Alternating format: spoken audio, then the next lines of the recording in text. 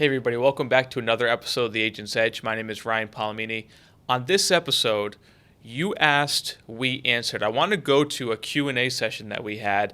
And listen, if you have questions, I want you to email me at info@ryanpolimeni.com. You ask, I'll answer. Enjoy the episode. So one of the other things another question that came in, which was really good, was you mentioned your average life policy is $3,000 annual premium. Can you specify if that's simplified issue term or an IUL target premium? And how do you determine when simplified issue term or IUL is the best for the client after going through the financial fact finder? So I run everything on target. I don't do minimum policies. We do targeted premium, guideline premium. So when I say that my average life case is actually $3,600 annual premium, that's target premium. Okay. My simplified issue, my term life policies are their average. They're still the same $80 to $100 a month on a term, depending on the age, depending on how much they're going through. I do a lot of IULs. And I do the IULs because for a few reasons. Number one, I want to make sure that clients have somewhat of a diversified portfolio utilizing all the different tax codes. Very few people are taking advantage of Roth IRAs. A lot of times when I run into doctors, engineers, nurses, they make too much money to participate in a Roth. And so we have we call it, and I would use this if I was you. We call it the Roth alternative. So when I'm talking to a client, I say, look, there are three ways you can create a tax-free retirement. Number one, you can buy municipal bonds. However, if you buy municipal bonds in a state that you don't live in, that's not a tax-free retirement, and I wouldn't recommend doing it anyways. Number two is your Roth IRA or a Roth 401k.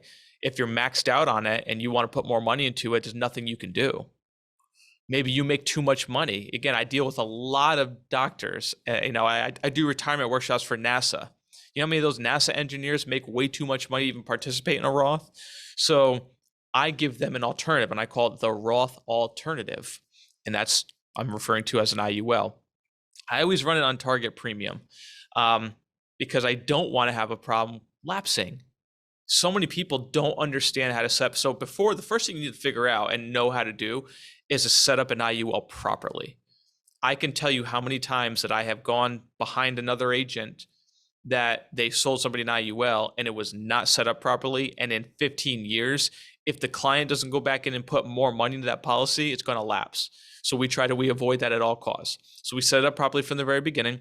But the reason that my premium is so high, and I got to tell you, so like right now, let's see.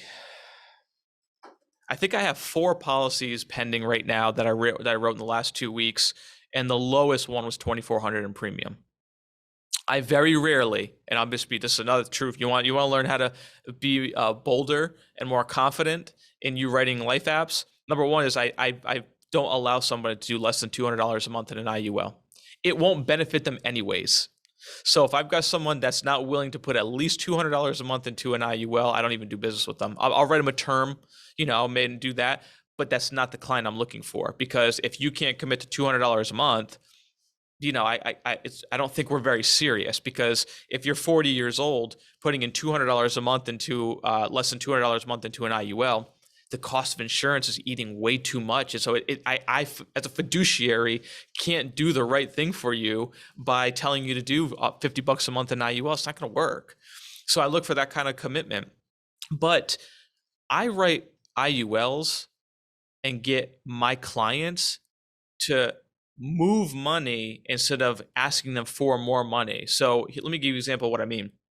Most of the IULs that I write, because I take every single financial planning appointment from the purpose of taxes, the first thing I'm doing is going, all right, let's see what's benefiting you tax-wise and what's not. And so when I'm going through my fact finder and I go, okay, Bob, you've got your 401k and you are putting in 10% into your 401k. You're getting matched on 5.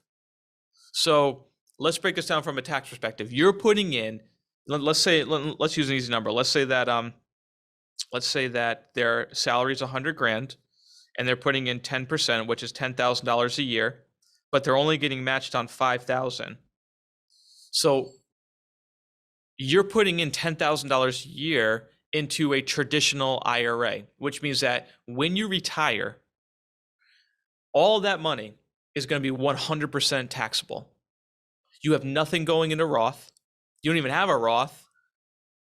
So you have to figure out, and you have to look at this from a different perspective. Do you think that taxes are going to go up, or are they going to go down in your retirement between now and the next 20 years?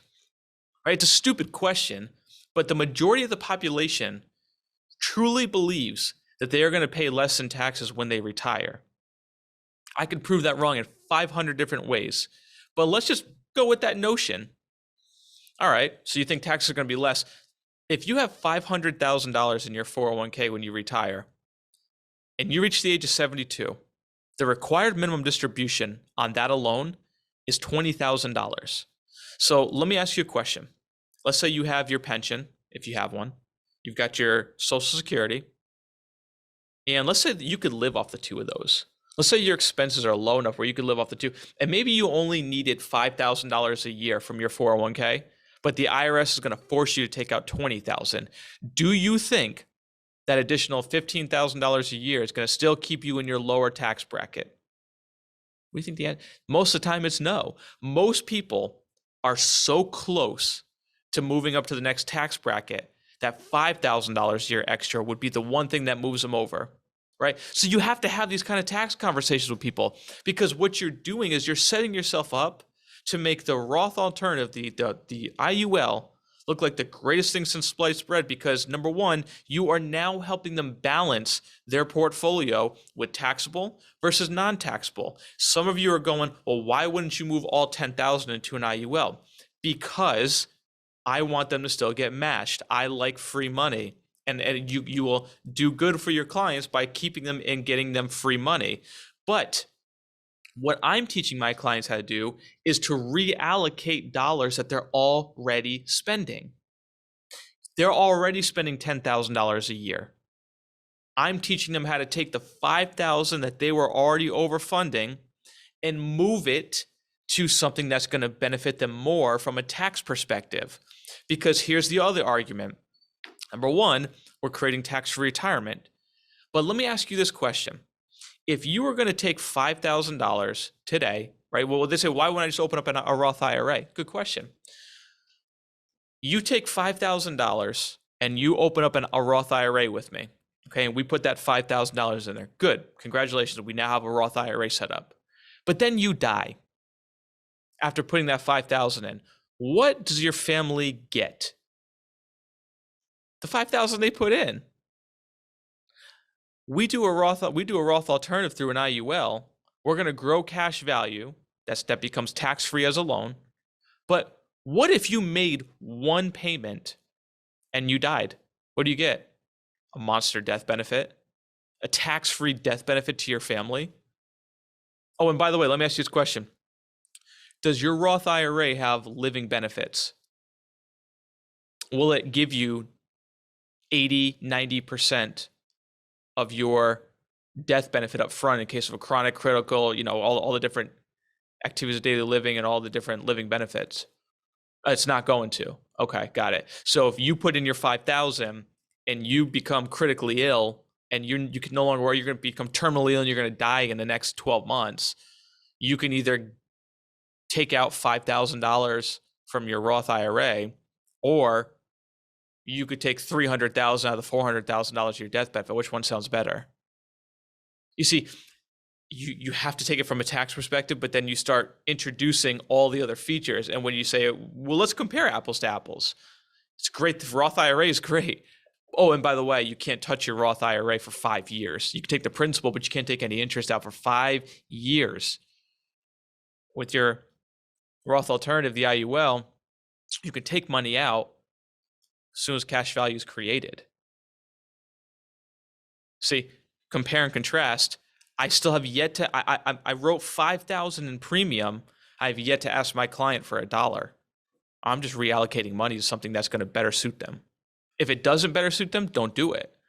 If it does, winner chicken dinner, right? So most of my IULs are built like that. I get people to make changes to the way that they're structuring their retirement.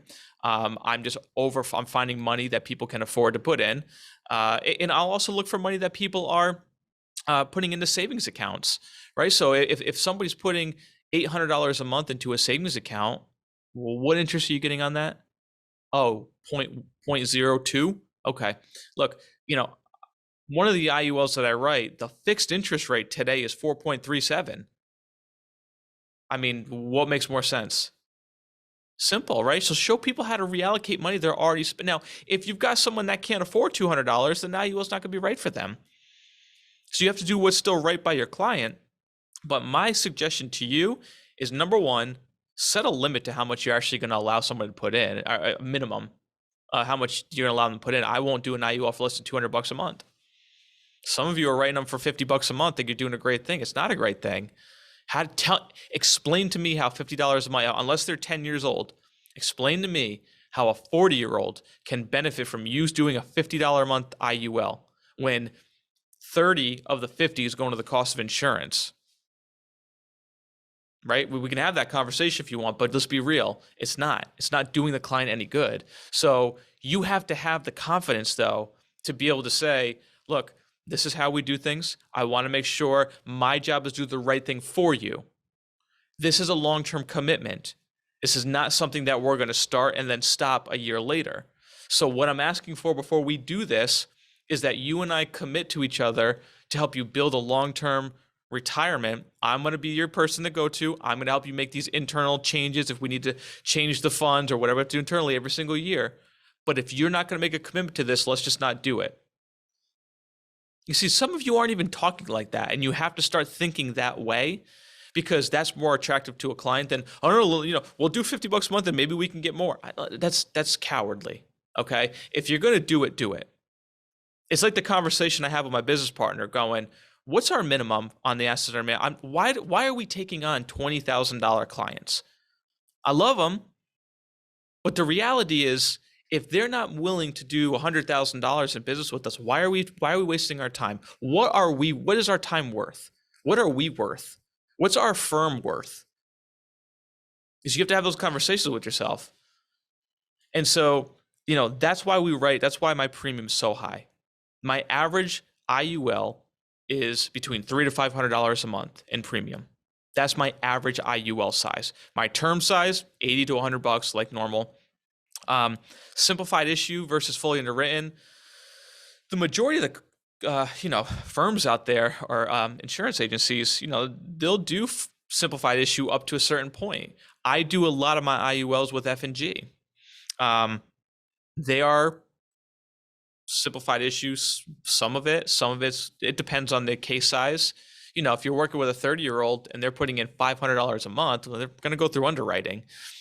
Term life insurance, yeah, I do simplified issue on that. Very rarely do I have to put somebody through the ringer, with fully underwritten.